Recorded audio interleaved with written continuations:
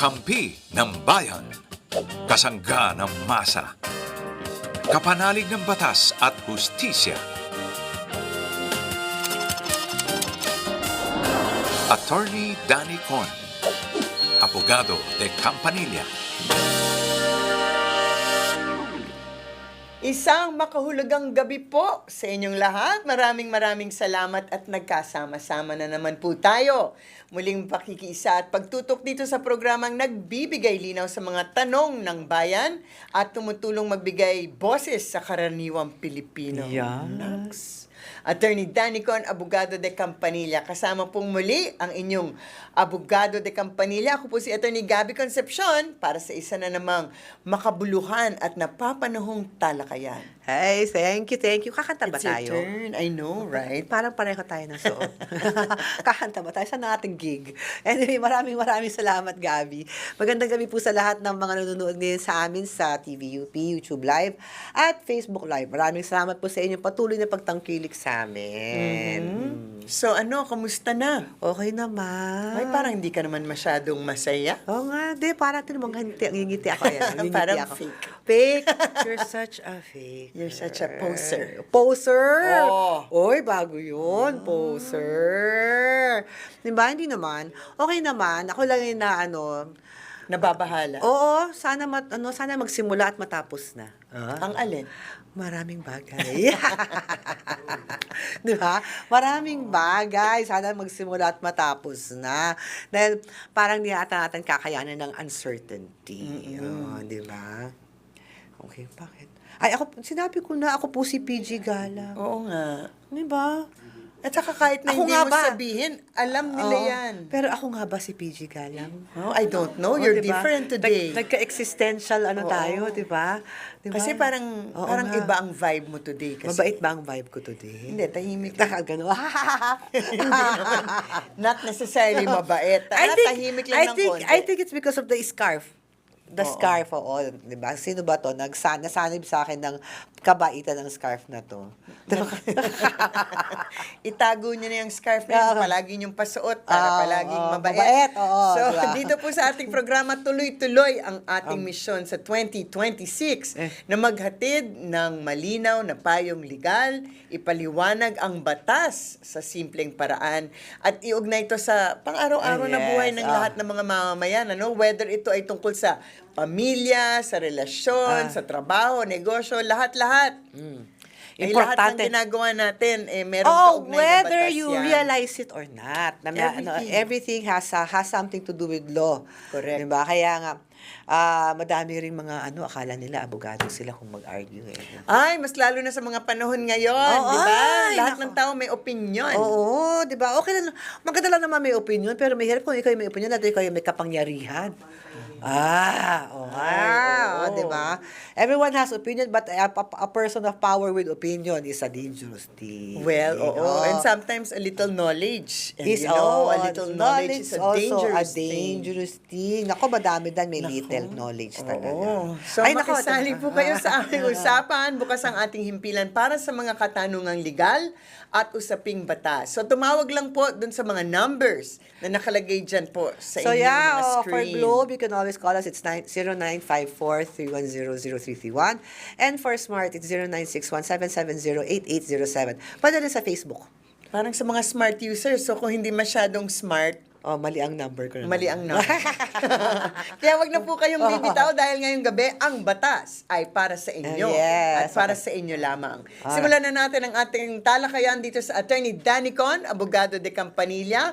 At ang unang katanungan natin ay galing kay Bianca from Manila. Yes. Good day po, Attorney. May concern po ako sa hospital bill ng father ko na biglang lumobo dahil daw sa mga procedures not covered by the HMO. Ay, okay. Wala po kaming na-sign na consent form for additional procedures, pero sinama pa rin po sa billing. Pwede po ba naming i-dispute ang charges? Oo naman. I think, di ba, for every... Parang meron kang alam sa tanong na ito, nakakatawa. Hindi naman, kasi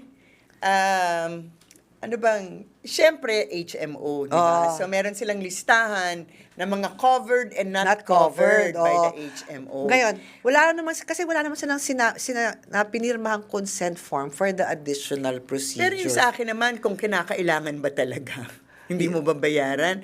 Kung yung Ah. procedure na yon ay naka-save ng buhay ng tatay mo, You have a point. Kinakailangan Oo. na You have a gawin. point. Pero ako, usually kasi sa ospital na parang, kung Pero alam, usually yung mga hospital, very careful very each careful procedure. na mga yan. Nagpapapirma para wala silang liabilidad. Yes, so you check first kasi baka mamaya hindi nyo na malaya, may napirmahan pa lang kayong consent form. Dahil alam ko ang mga ospital, very careful na yan. Dahil na, ang unang Takot tanong sa'yo, yan. di ba? Takot sa Oo, gulo. unang tanong sa'yo, kahit emergency room pa lang, self-pay mo ba o meron mo ba kayong HMO? Tapos pag merong HMO, i-refer muna kayo bago kayo matingnan. Kaya alam mo, may nagsabi sa akin doktor na ang nakaibigan ko na gustong-gusto nila pag sinasabi ng tao na self-pay. Kasi lugi daw sila pag HMO. Oo, lugi ang mga doktor sa HMO kasi unang-una mabagal, Mabagal ang bayad. tas ang maliit lang. At saka mas maliit ang bayad. Oo. Pero first, may point si Attorney Gabby kasi sometimes maybe kung emergency yan lalo, baka hindi ka na nila Siyempre, natanong. ang mga doktor, they are trained Oo, to diba? save lives. Oo, So, they diba? will do everything. Oo. At saka, posibleng liabilidad kung mamatayan Oo, ka ng pasyente. kung nahinihintay na tanong yan, pwede ko bang lagyan ng dugo itong... Di ba? Oo. Ay, mamamatay na.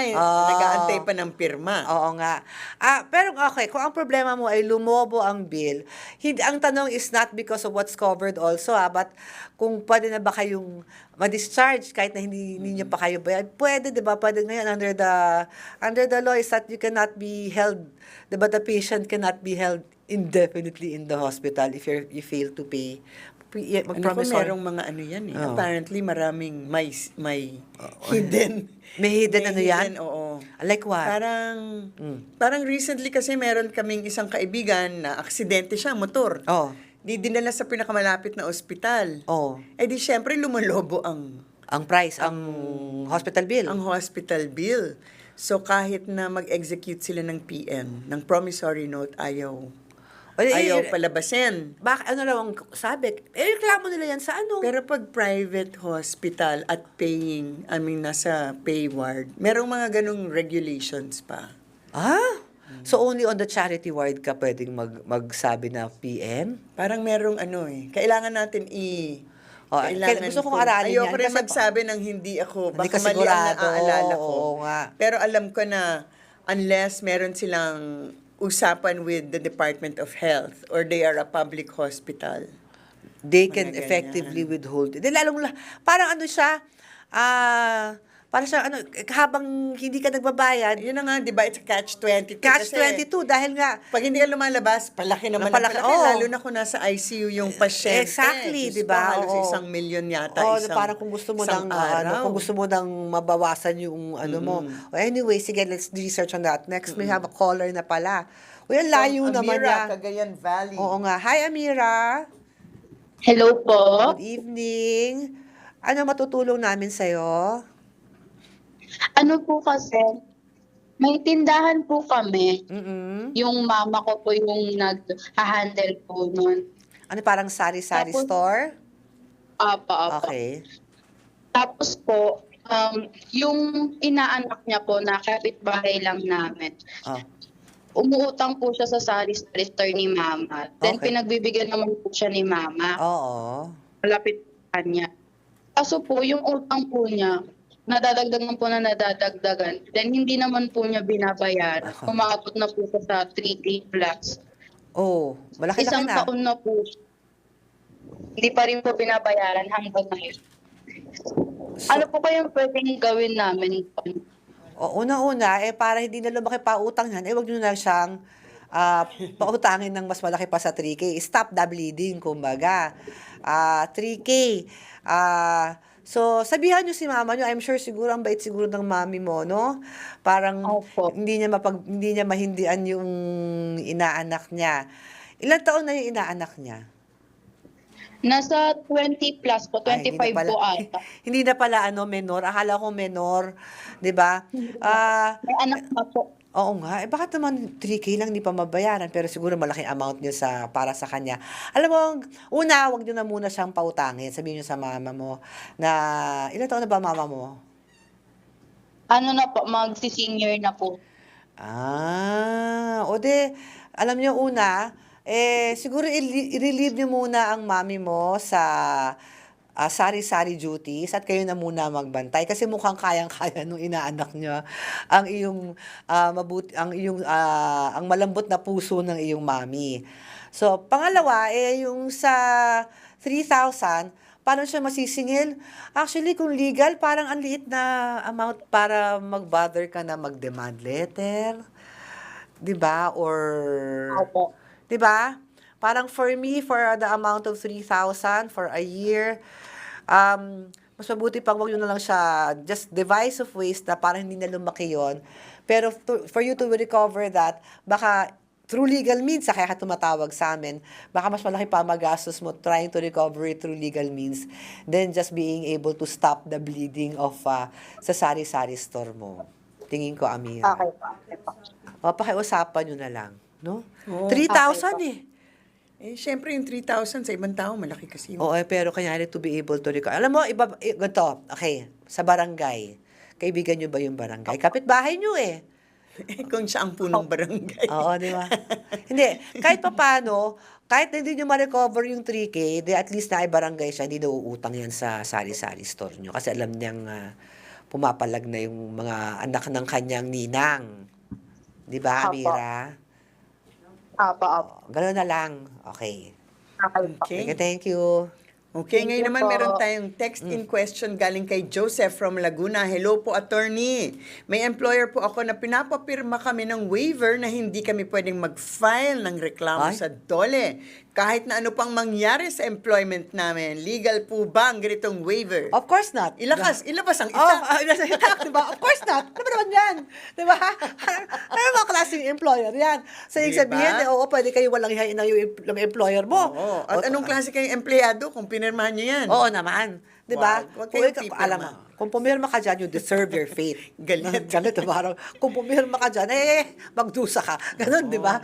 Hindi, Joseph, ano ba? Oo. Hindi pwede yan, Siyempre di ba? bawal yun. Oo naman. You cannot So waive very against public policy. Oo, you cannot waive, lalo na kung criminal act, you cannot waive, you cannot even waive criminal acts, you cannot Correct. waive, you cannot waive future harm to you. Bilang isang empleyado, bilang isang manggagawa, Oo. ito ay isang travesty. Oo, Diba? mati mo, Joseph, ang Sa gagawin inyong karapatan ang bilang gagawin, isang empleyado. Ang gagawin ng empleyado mo, hindi kasi sweldo ng isang taon, hindi ka makapagreklamo. So, Diba? Minamaltrato ka na. Minamaltrato, hindi ka pwedeng magreklamo. Tama ba mag-file. yun? O, sige. Of course, hindi po legal okay. yan. Hindi, kung ano yan, reklamo mo yan. Okay, next. Yun yata ang pinakamabilis oo, na pagsagot sa papahaba balat pa. ng lupa. Isang malaking no. O sige, malaking no lang tayo Kung dyan. bar question yan, pag may sumagot ng it's Yes. valid, Oo naku. nga. Kakausapin ko yung mga ibang examiners, wag yung ipasa to kung sino ba itong, di ba? Dahil kahit na 100 sa exam mo, sagot niya sa akin dito, hindi. Di ba? Okay. O, eto naman si Sheila from Makati City. Yeah. Good day po, attorney. May homeowners association po sa condominium namin na naniningil ng penalties kahit hindi man po naipasa sa residents ang updated rules.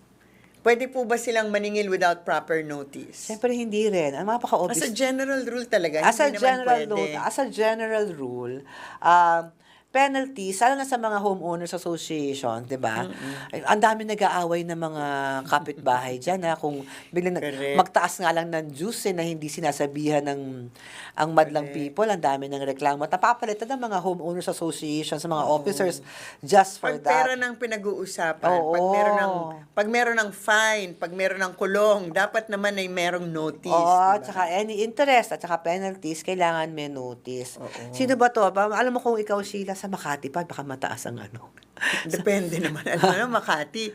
Hindi lang naman puro Forbes Park ang mga Oy, nasa kasi- Makati tulad ng iba nating mga friends. Oo nga, meron tayong mga kaiba. Itago natin sa pangalang nagbubuhos ng munggo sa ulo. Di ba? Sa Makati. Hindi. Pero hindi. Oy, hindi. Hindi ako nagbibigay ng clue. Oo nga, tago na lang natin, di ba? Ano yung sasabihin mo? Nakalimutan ko to na hindi. Ang Embo wala na sa sa Makati. Makati. Oo, see. Tangki. So naging masyala ng konti ang Makati. Di ba kaya nga nagkasagutan dati si Mig Subiri at saka si Alan Peter Oo, dahil sa sa issue ng Oo, alala ko yan. Dahil, may sigawan at merong hamon Hindi, ng suntukan, I remember di this. ba? Dahil nga, mag-e-eleksyon na noon yung mga botante. Di mga Importante. botante kasi kung saan ba boboto. Kasi 'di ba dati ang mga botante ng mga yung mga Kumembo, the Embo. Oo. The Embo. Kumembo, Pembo, Rembo. Oo, Oo. are now sa Makati sila bumoboto.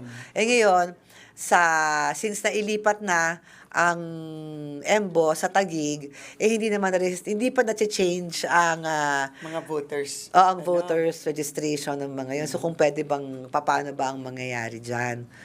So O, diba? yun ang pinag-awayan nila. Umiikot na naman sa SOCMED yung naghahamunan sila. Oo nga. May sigawan, may hamunan sa floor. Oo nga. Nung isang araw, nagsisigawan tayo dito, ano ba, kailangan ko bang mag-apologize sa'yo? Gusto ko on record, sa lahat, para marinig lahat ng mga tao na nag-sorry ka sa akin. Pwede ba? Yun na nga, di ba? Sumasakit ang Sumasakit ulo ko sa talaga mga ang ganyang ulo ko dun sa kwento. mga ganyang di ba, na kailangan marinig ng lahat. Huwag At masyadong on balat record. sibuyas. I know, di ba? Public officer kayo eh. Anyway. Anong isang araw pinag-uusapan na rin. Kanina, sabi namin na, di ba nung panahon na nabubuhay pa si Miriam, Senator Miriam Santiago, Diyos ko talagang kailangan, hindi lang balat, hindi ka lang dapat makapalang, kailangan steel talaga, para kang Pag ikaw ang napagalitan nun. Oo, pwede ka talaga sabihin na, Umaasta ka pa lang Oo. napagalitan. Nakulala ba plancha? Oo nga, oo. At yung BOBO, bobo, sasabihin ka talaga nun, plenary on record. Di ba? Plenary on record, di ba? Anyway, Okay, sige. oo. Yan na. Wag na Sabi natin. naman ngayon ni Direk, ni Eliza Nga si from Direk. Manila. Siya Sabi ba niya, yun? Siya ba yung mystery? Proceed. Siya ba yung mysterious Makatizen? Anyway, okay. Ibang Direk yan. Good day Oo. po, attorney. May concern po ako sa isang online content creator na gumamit ng bahay namin bilang filming location. Nagkaroon po ng verbal agreement lang at binigyan kami ng credits, pero hindi po kami pinirmahan ng kahit anong kontrata. Ngayon po, kumikita na sila sa content pero wala po kaming compensation. May rights po ba kami dito? Oh, yes. Although, ang mahirap kasi dyan Hirap patunayan yan. Oo nga, ang mahirap kasi dyan is that purely a verbal, as in, can't even a text, parang hindi man ako makapaniwala, pero not even a text na At saka hindi ba siya nabayaran kung ginamit for one day, hindi ba binayaran on that day itself? Kasi baka tinatanong niya, uy, kumikita na siya, dapat meron din akong percentage. Ayun, diba? mas mahirap yun.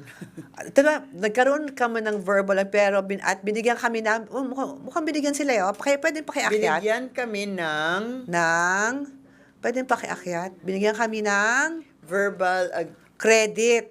Pero hindi kami sinabi lang na yung baka credits lang, di ba? parang- In-advertise lang sila. Parang thank you. Thank you. In-advertise lang sila. Hindi naman, bahay nila yun hindi nila pinagkakitaan yun. Hindi natin alam Bakit sila... Well, okay, in the legal point of view, is a verbal contract still a contract? Yes, it's still a contract, 'di ba? Not all contracts need to be written to be At lalo valid. na yun na partially enforced na. Partially enforced siya. So, at ginamit, 'di ba? So, ngayon ang problema mo, paano ka maniningil? May napag-usapan ba kayong amount? Rate, oo. Oo, rate man lang. Kaya- If not, kung wala kayong napag-usapang rate, well, lagi naman kasing nangungupahan ng bahay ang mga, let's say, production. What is the going rate? Meron man ng mga going pero, rate. kalakaran din naman na pag binigyan ka ng credit, That's Well, at least there's as an- good as payment there's for a- others. For others, pero I would suppose mukhang hindi siya satisfied. Pero mahihirapan ka. Kaya ang Totoo takeaway yan. natin dito, Ay, to prevent future problems at para sa lahat ng concern, best evidence ay palaging dapat may kasulatan. Yes, oo. Kasi ito parang, Kahit na magkaibigan kayo, Oh, magkapatid even. feeling diba? ko baka magkaibigan, uy, pahiram naman ng bahay mo. Parang Oo. ganon, di ba? Or siguraduhin nyo kahit na text. Oo. Diba? Yun nga sabi ko, wala Oh, malamang babayaran mo text. kami ng ganitong Oo, amount, magkano. okay. Oh, diba? O, alam mo kasi dapat lang, kasi syempre, kuryente, Correct. yung perwisyo. Although I think most kaya minsan ang ginagawa ng iba, di ba? Nagge-generator. Di ba yung mga ibang talagang really big production companies para hindi magamit yung kuryente mo Oh, while tsaka they're... kung minsan yung consumption is so huge. Or O kasi lalo na lights pa lang eh. 'Di ba yung mga ilaw nung mga yun, 'di ba? Oo. Dito sa Pero- studio, di nyo halata pero ang daming ilaw, 'di ba? Kaya nga ang shiny-shiny ng mga mukha Oo natin. nga, actually, oo nga. Paumanhin Oo nga. na po. Oo di nga, ba? actually tayo ang solusyon para bumaba ang gasolina, oil reserves. 'Di ba? Madami dito, 'di Pero ba? yun po, sa lahat po ng nanonood, whether it's pagrenta, paghiram Oo, kahit ng ano kasimple, bahay, oo. pinaka mabuti palagi na meron kayong ebidensya Kahit, para kung oh. magkaroon ng problema. Kaya nga ang dami magkakapatid, magkakaibigan na nag-aaway. Kasi pag pera ang involved, naku, ang hirap ng And mabayaran. it doesn't have to be a written by a lawyer. Kahit si AI na, loko lang. Hindi, kahit nga ano Hindi, lang totoo. Actually, alam mo, yung confirmation lang na may text. utang. Kahit at kung text, magkano. oo. Kahit text lang yan. Oo, it's already admissible in court dahil sa rules of evidence ngayon sa ating batas, admissible na yung mga ganyang mga digital and online. Pero syempre, the more formal, The the better, better, di ba? oo. Kung totoong, kunyari, contract of lease, may notaryo, eh yun ang pinaka-maigi, di ba? Oh, kasi ano mo, ang contract between the, usually is as enforceable between the parties, but if it is notarized, it becomes a public document, it becomes, and kahit pa paano, mas enforceable siya against everyone because it becomes a public document. Tsaka okay na yun na habang wala pang away na pag-uusapan, nakasulat. Kasi pag nag-aaway na, naku, kanya-kanya ng, hindi ganyan, naku, ganito, ganyan dapat. So, Pero dun sa ay alam nyo kasi na-credit siya, no? So, lesson yan, kasi baka sumikat ang bahay mo, merong mag-rent ulit sa'yo, ewan mo na ulitin itong ginawa mong to. Na malay wala. mo naman, restaurant yung bahay niya, kaya okay lang sa kanya ang may credits. So that's what you meant. Ay, totoo yan. Maybe that's what you meant, na baka... Yung may credit. Oo, yung na parang just the credit i-advertise. will be enough for them Correct. to recoup. Pwede nga. So, ano to? So, hindi na tayo. Gusto ko para masagutin yung susunod. Next time na lang, sagutin natin yung susunod. Okay? Ang bilis naman ng panahon. Oo nga. Or iniksian niyo talaga. Nainis sa atin. Kinat tayo. Oo. Dahil Dahil dyan, habaan natin. Oo nga, bukas na diba? tayo dito. Walang pack-up, okay? Wala. Always rolling. Ako, yan na naman. Ang bilis naman ng panahon Oo pag nga. ikaw ang kasama ko, Ay, Attorney no. PG. Ooh. Sa lahat po na nag-text, nag-comment, nag-message sa aming Facebook page, maraming salamat po muli. Abangan nyo po sa mga susunod na mga episode natin, baka doon madiscuss natin ang inyong problema o katanungan. Yes, so maraming salamat po sa lahat na nanonood sa YouTube Live, sa mga nag-text, at syempre sa mga tumawag at nagbahagi ng kanilang kwento. Abangan niyo po kami muli sa susunod na episode para masagot ang inyong mga katanungan legal at usaping batas. Simple, malinaw at para sa bawat Pilipino. Okay, ito na. Kami po ang inyong lingkod. Hindi, abogada. Ulitin natin. Kami po ang inyong lingkod. Ulit. Okay. 1, 2, tama, lingkod. Siyempre tama. Okay. Hindi naman ako mag-insist kung hindi ako tama. Tama diba? nga naman. Sorry na.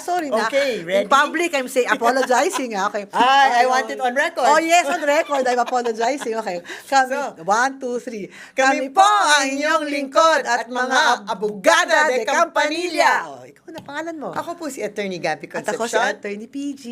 Oy, Hanggang sweet. sa muli. Bye!